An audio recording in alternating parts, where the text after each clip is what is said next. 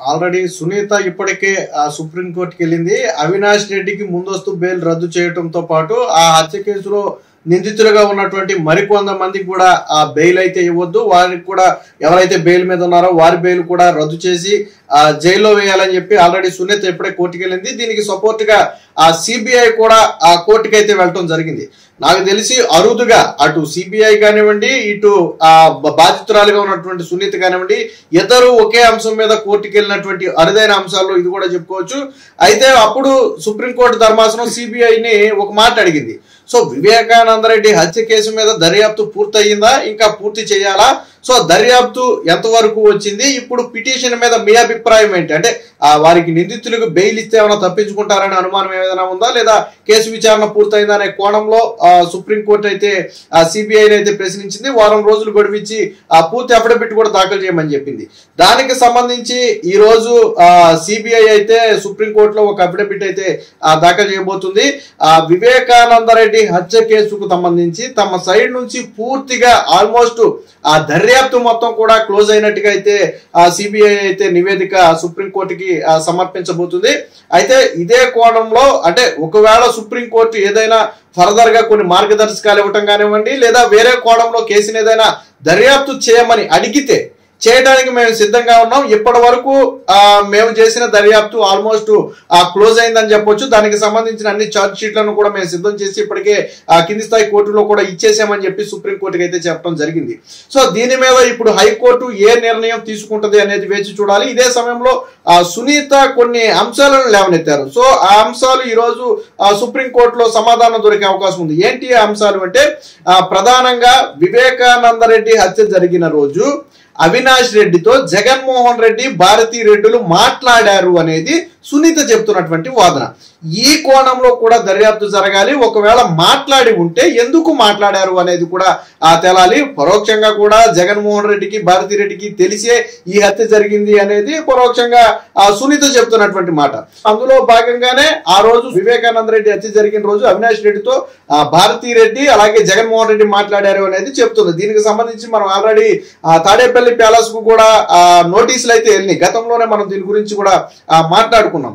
So ఈ రోజు దర్యాప్తు పూర్తయింది అంటే మరి ఇందులో నిందితులుగా ఉన్న వారికి శిక్ష పడే అవకాశం ఉంటుంది. ఎందుకంటే సిబిఐ ఇందులో దోషులుగా ఎవరిని చెప్తుంది, అవినాష్ రెడ్డితో పాటు శివశంకర్ రెడ్డితో పాటు ఎవరైతే ఈ కేసులో భాస్కర్ రెడ్డి, అవినాష్ రెడ్డి తండ్రి భాస్కర్ రెడ్డి ఎవరైతే ఉన్నారో సో వీరందరినీ ప్రధాన దోషులుగా సిబిఐ ఇప్పటికే తేల్చింది. ఒకవేళ సిబిఐ దర్యాప్తు ముగిసింది అంటే తదుపరి తీర్పు మాత్రమే పెండింగ్ ఉంటుంది.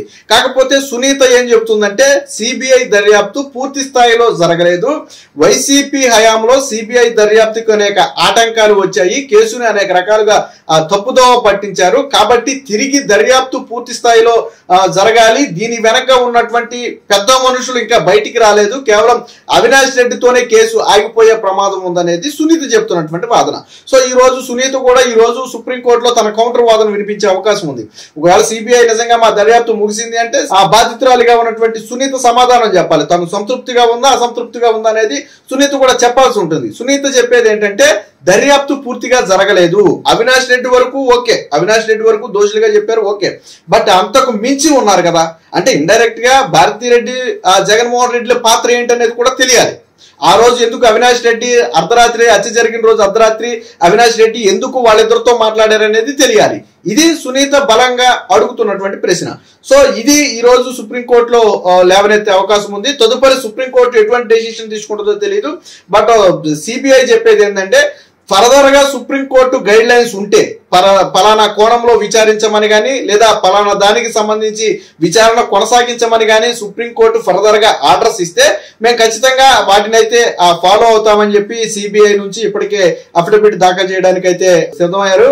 సుప్రీంకోర్టు జస్టిస్ సుందరేష్ నేతృత్వంలో ఈ రోజైతే దీనికి సంబంధించిన విచారణ జరుగుతుంది. ఒక రకంగా ఎవరైతే ఈ హత్య కేసులో నిందితులుగా సిబిఐ చెప్పబడ్డారో వాళ్ళందరి గుండెల్లో రైళ్లు పరిగెడుతున్నటువంటి పరిస్థితి. పరిస్థితి. ఎటువంటి నిర్ణయం తీసుకుంటుంది హైకోర్టు? ఒకవేళ తుది తీర్పుకు సంబంధించి ఏదైనా అవకాశం ఉంటుందా, లేదా కింది తెలంగాణ హైకోర్టులో ఈ కేసు నడుస్తుంది. వివేకానంద రెడ్డి హత్య కేసు ప్రధానంగా తెలంగాణ హైకోర్టులో నడుస్తుంది.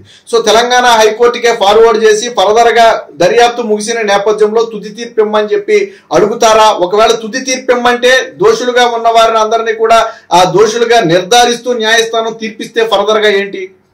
సో ఇలా అనేక ప్రశ్నలు అయితే వైసీపీ వాళ్ళను తీవ్రంగా ఇబ్బంది పెడుతున్నాయి. ముఖ్యంగా జగన్మోహన్ రెడ్డిని తీవ్ర ఉత్కంఠకు గురి చేస్తున్నటువంటి వార్త ఇది. ఫర్దర్ గా సునీత చెప్పినట్టుగా ఇందులో జగన్మోహన్ రెడ్డి పాత్ర ఏంటి, ఎందుకు ఆయన ఫోన్ కాల్ మాట్లాడారు, ఈ కోణంలో ఎందుకు మీరు విచారించలేదు అని సుప్రీంకోర్టు ఏదైనా అడిగితే ఖచ్చితంగా సిబిఐ ఆ కోణంలో కూడా మళ్ళీ తిరిగి విచారణ సాగించవచ్చు. సో ఇప్పటికే కాల్స్ మాట్లాడారు అని ప్రూఫ్ అయింది. అది సిబిఐ కూడా తన నోట్లో కూడా పేర్కొంది.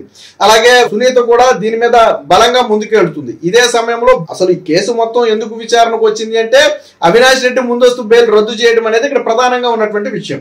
ఒకవేళ సిబిఐ దర్యాప్తు ముగిసింది అని చెప్పిన నేపథ్యంలో అవినాష్ రెడ్డి ఆల్రెడీ సిబిఐ దృష్టిలో దోషిగా ఉన్న నేపథ్యంలో అవినాష్ రెడ్డి బెయిల్ రద్దు కూడా కావచ్చు. అవినాష్ రెడ్డితో పాటు ఇంకా బయట ఉన్నటువంటి భాస్కర్ రెడ్డి కావచ్చు, ఇంకొకరు కావచ్చు, వీళ్ళ బెయిల్స్ మొత్తం కూడా రద్దు అయ్యే అవకాశం ఉంది. ఒకవేళ ఇదే జరిగితే ఎంటైర్ ఈ కేసులో దోషులుగా ఉన్న వారందరూ కూడా జైలుకు వెళ్లాల్సిన పరిస్థితి. ముఖ్యంగా ఎంపీగా ఉన్నటువంటి పులివెందుల ఎంపీగా ఉన్నటువంటి ఏదైతే కడప అక్కడ ఎంపీగా ఉన్నటువంటి అవినాష్ రెడ్డి ఉన్నాడో, అవినాష్ రెడ్డి గన నేరం నిరూపించబడి జైలు శిక్ష పడితే ముందు ఎంపీ స్థానానికి రాజీనామా చేయాల్సి ఉంటుంది. ఇది జగన్మోహన్ రెడ్డికి అతిపెద్ద ఎదురు దెబ్బ. ఎందుకంటే మొదటి నుంచి కూడా వివేకానంద రెడ్డి కేసులో హత్య కేసులో జగన్మోహన్ రెడ్డి అవినాష్ రెడ్డిని కాపాడుకుంటూ వచ్చాడు. నా తమ్ముడు అని చెప్పి బహిరంగంగానే అసెంబ్లీ సాక్షిగా చెప్పినటువంటి పరిస్థితి. ఒకరిని ఇంకొకరిని ఎందుకు పొడుచుకుంటుందని చెప్పి సామెతలు సైతం చెప్పాడు. సో అవినాష్ రెడ్డి పాత్ర లేదు అనేది జగన్మోహన్ రెడ్డి ఇప్పటి వరకు చెప్పిన మాట. కానీ అవినాష్ రెడ్డి పాత్ర ఉంది అని నిర్ధారించబడి జైలు శిక్షగా అనుభవించాల్సి వస్తే ఖచ్చితంగా అది వైసీపీకి అతిపెద్ద డ్యామేజ్ గా మారబోతుంది.